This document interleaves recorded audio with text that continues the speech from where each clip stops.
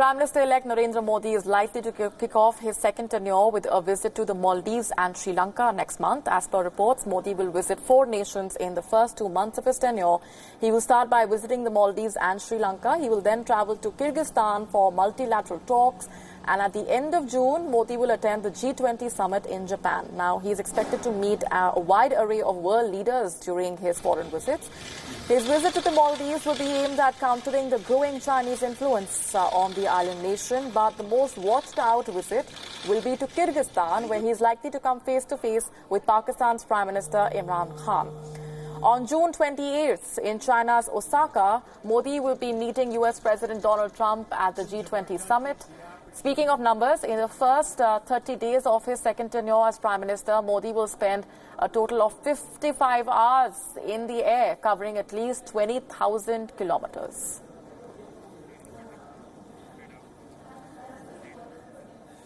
India had invited SAARC leaders during Prime Minister Modi's 2014 swearing-in. This year, India invited the BIMSTEC nations to be a part of that ceremony. Beyond Siddhant Sibal spoke exclusively to the Foreign Affairs in charge of the BJP, Vijay Chothavali.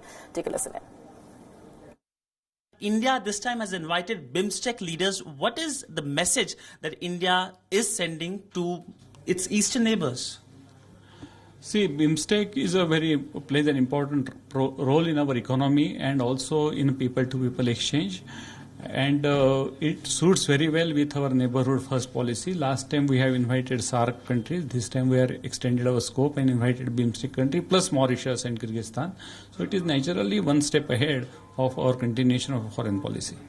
But many will say that in a sense, the message was also given to Pakistan by not inviting Pakistan. What would you like to say about that? Naturally, because we have asked Pakistan to dismantle the terror apparatus which is sponsored by the state in their country, and unless they have done some credible action against the terror network in Pakistan, there is a very little scope of going ahead with the dialogue. And therefore, it is but natural that we have not invited Pakistan. As Narendra Modi gets sworn in as India's Prime Minister for a second term, the entire world is watching closely, especially India's neighbors. China's state-run media has been extremely vocal about how the ruling Communist Party has been viewing Modi's return at the helm. And in its latest piece, the Global Times states that Modi's victory has come about more because of his image as a strong politician. The article is titled Pros and Cons of Modi as a Politician, penned by a senior editor at People's Daily, the Chinese Communist Party's mouthpiece. Hence, it can be taken as the Chinese government's point of view on Modi's victory. As usual, Chinese media weighing in on the equation between India and Pakistan. The China's Global Times said, and I'm quoting, the two problems are related to China: economic opening up and policy integration among all states will benefit economic and trade cooperation with China, especially when some Chinese enterprises are seeking opportunities to go global. Complex ties with Pakistan have always affected India's view on China, impeding cooperation in economy and trade. India has not participated in the China proposed Belt and Road Initiative.